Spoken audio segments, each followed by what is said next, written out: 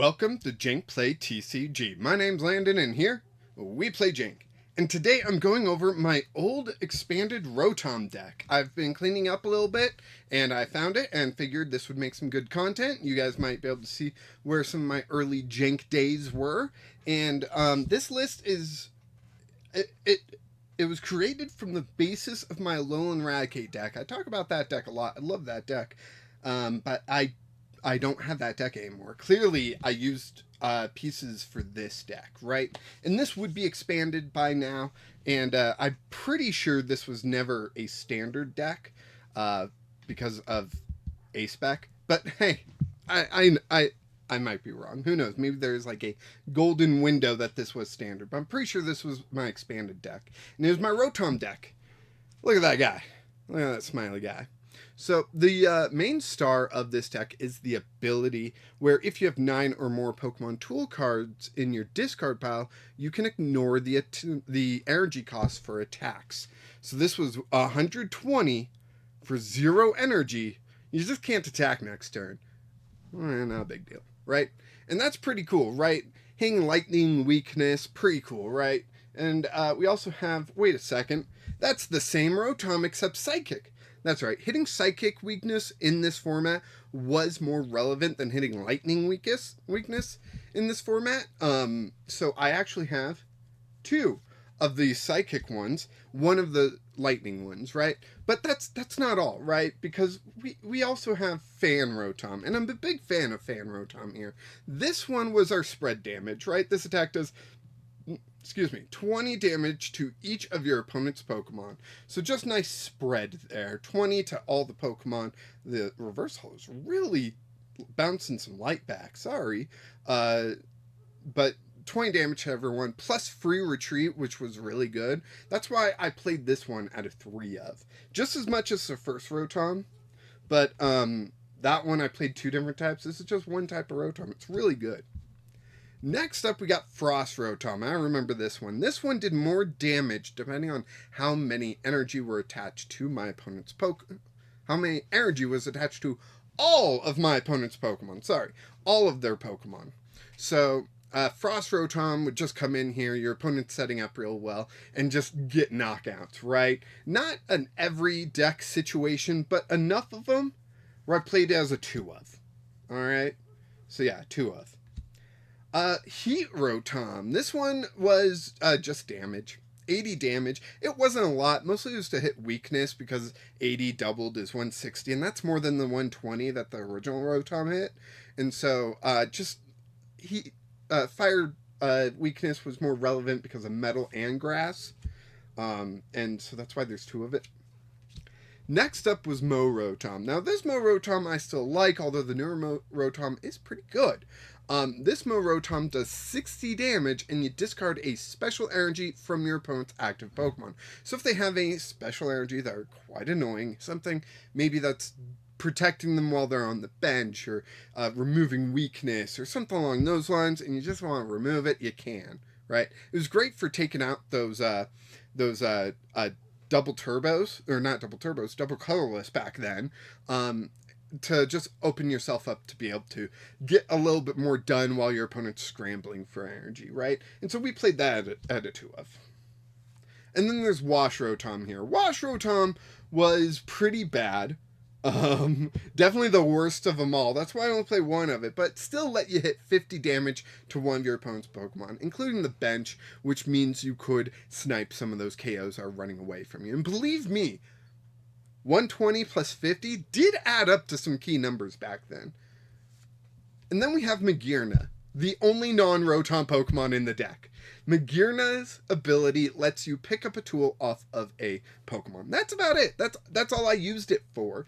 To get the right tool on the right ROTOM for the right job, right? That's what this whole deck was based around. Getting tools on the right Pokemon to do the job that you needed done. Let's go over tools. So the star of the tools is Life Dew. This is an old A spec, right? And it is in surprisingly good condition. I think all those lines are just part of its hollow pattern. They certainly look like it. They don't look like scratches. And, I mean, look at that bend. Nothing. And it's just been sitting in an Ultra Pro box out here in the shed. Like, come on. But Life Dew. Basically, it's legacy energy. If the Pokemon this card is attached to is knocked out, your opponent takes one fewer prize card. And when you're only playing single prizers, that means 0 prizes. So that's pretty neat. Next up, we've got Bursting Balloon. Oh, and just like now, a spec, only 1 per deck. Next up, we have Bursting Balloon. This one was a fun one. You would attach it to your Pokemon, and if that Pokemon is attacked, your opponent puts 6 damage counters on their Pokemon, right? 60 damage, pretty good. But if your Pokemon wasn't attacked, or even if it was, just at the beginning of your next turn, Bursting Balloon got discarded, right? So it's a one and done, flash in the plan, but it was enough to persuade people not to attack. That's how good Bursting Balloon was. Deluxe Bomb is similar to that, but that takes up the A-Spec spot, and it is... It's not as good as a one of, because when you can play 4, play it as a 4 of, that's impressive, right? That is a stall strategy. Just because 6 damage counters often, it was 6, right? Yeah, 6, did swing the game in your favor. Next up, we have Fighting Fury Belt. Fighting Fury Belt. Jeez. The basic Pokemon this card is attached to, so all my Pokemon are basic, so all of them could use it. Awesome. Gets plus 40 HP, and its attacks do 10 more damage to your opponent's Pokemon. This was definitely a way to pump up that HP, so maybe I can survive an attack, plus I get 10 more damage, which is pretty good, right? So overall, this is a good tool. And because I want so many tools in the discard, we're playing as a 4 of. Choice Band. Choice Band was a fantastic card. Still, it's similar to Choice Belt, I believe is the current one, where it just does 30 more damage to your opponent's active GX and active EX Pokemon. That's big EX, not little EX. There's a difference. So 30 more damage did help fix some numbers, helped you do some more damage, and it only hit into multiple prize Pokemon. At the time, there wasn't the term rule box Pokemon. That didn't come around until like Chilling Reign. But it was very handy to have there to fix numbers and whatnot. Like I said, fixing numbers is the main point, right? And of course, a 4 of, because of Rotom's ability. All right. So next up, we had Escape Board. Escape Board was cool. It lowers your retreat cost by 1, and your Pokemon can retreat even if it is paralyzed or asleep, which was really cool. Now, there was a Jirachi that worked really well with this Escape Board, but playing it in my Rotoms, I still felt it being useful. So, of course, we play it as a 3 of? 3 of, apparently. Okay. I think my justification for that was the 4th Escape Board was better as a Life Dew. And then I believe this is our final tool, Assault Vest. Any damage done to the Pokemon this card is attached to by attacks from your opponent's Pokemon that have special energy attached to them is reduced by 40. Minus 40 damage if my opponent's playing with special energy. If they're not, I just discard them, right? Because that's what you can do. And of course, this one is a 4 of. All right. So those were tools. Let's go into supporters. Supporters is going to be a little less. Pretty light on supporters, and you'll see why when we get to items. But first card is Teammates. Teammates, you can only play this card if one of your Pokemon was knocked out during your opponent's last turn. Search your deck for up to 2 cards and put them into your hand, then shuffle your deck afterwards. 2 cards, any 2 cards. Pidgeot EX as a supporter, but you get 2 of them instead of 1. Like, come on. Arceus V-Star ability, but as a supporter, rather than a once per game thing. So freaking good. And we play it as a 2-of, no way. That's ridiculous. Yes. Yes, it is. If I were to play this deck, Skyla would probably become Arven. And here's why. Skyla, search your deck for a trainer card. Reveal it, put it into your hand, then shuffle your deck afterwards. This was mainly to search out tools. See, tools were considered items back then.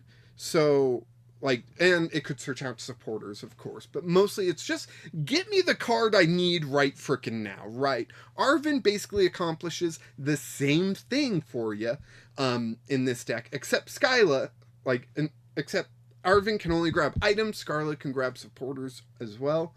So, yeah, I would just do Arven instead of Skyla, and that was a 2-of course. Guzma, back in the day, after Lysander, we had Guzma. Guzma is a little bit more than Boss's Orders, where Lysander is just Boss's Orders. In the expanded rule set, you treat it as Boss's Orders. Guzma, switch one of your opponent's benched Pokemon with their active Pokemon. If you do, switch your active Pokemon with one of your benched Pokemon. Now, this really partnered well with Golisopod, because it had to be on the bench and then move to the active to attack, right? It's perfect. And Golisopod was Guzma's Pokemon. It just worked out beautifully. I'm sure it was by accident. But Guzma was our Boss's Orders back in the day, and we were okay with that, alright? And, so that's why you, of course, ran it as a 2-of. And you're like, geez, these supporters, maybe you could run a few more of them. Gosh, well, you're probably right. But Professor Sycamore here is basically Professor's research. Discard your hand, draw 7. When you're trying to get 9 tools into the discard, Professor Sycamore is what you want as a 3-of. And again, you're probably like, holy cow, why are the supporters in such small numbers? I said I would explain in the items. So let's go through the items, right? First up, we've got Ultra Ball. Ultra Ball is just a handy Pokeball that lets you search for any Pokemon and discard some cards. So you could discard some tools and search for Pokemon. So we got 3 copies of Ultra Ball. Next up, we got Max Potion. Now, if my Rotom did survive any hit, I am going to heal that thing fully up with my Max Potions. And because I don't have any energy on them, I don't have to discard any energy, because I don't have any energy in the deck. Here we go, Versus Seeker. This is where you can play smaller numbers of supporters and still be fairly consistent. Versus Seeker, you put a supporter card from your discard pile into your hand. You get to pick what. It's fantastic. It's broken. We'll probably never see it reprinted again. And I would be okay with that. Who knows? Maybe we will see it, though. Honestly, maybe. Rescue Stretcher. Now, you might be familiar with Night Stretcher. You might be familiar with Super Rod. What if you had a choice, though? Rescue Stretcher was our recovery back in Sun and Moon. You get to choose one. You can either put a Pokemon from your discard pile into your hand, like Night Stretcher, or you can shuffle 3 Pokemon from your discard pile into your deck, like Super Rod. Now, Super Rod, you can also select energy, and honestly, that's how I mostly use it, but Rescue Stretcher was still fairly good, and being able to get the right Rotom at the right time for the right attack was pretty nice. So, Rescue Stretcher as a 2-of, like Super Rod does nowadays. Battle Compressor is another fantastic card from this era. Battle Compressor, you search your deck for up to 3 cards and discard them and shuffle your deck afterwards. That's it. You just get to go through your deck and remove 3 cards, any 3 cards, in this case tools, and discard them. It's amazing. It's so powerful. It's busted. Another card we will probably never see a reprint of. And that was my Rotom deck. That was my Rotom deck. It was built from the bones of my Alolan Raticate deck, and man, Rotom and Alolan Raticate will always have special place in my heart because of this, right? Because of this deck. And I just thought it'd be nice to show that to y'all, and I hope you enjoyed this look at a very old deck by now, surprisingly in good condition. That Life Dew was not even in a sleeve. I don't know how. I've heard of people getting banned because their ace specs are too worn. And here I have like a perfectly well kept Life Dew. Fantastic. Anyways, thank you so much for watching. I hope you enjoyed this look. If you want me to do this more often, you just want to let me know down in the comments, and I will try. I don't think I have any more old decks built. Like, I already showed off Pheromosa. But maybe I can like reconstruct them or something in some free time. Let me know if you're interested in that. Just know that I do deeply appreciate each and every one of you. You help me keep me motivated to make more content, and I appreciate that. Thank you so much for watching, and of course, until next time, keep playing Jank.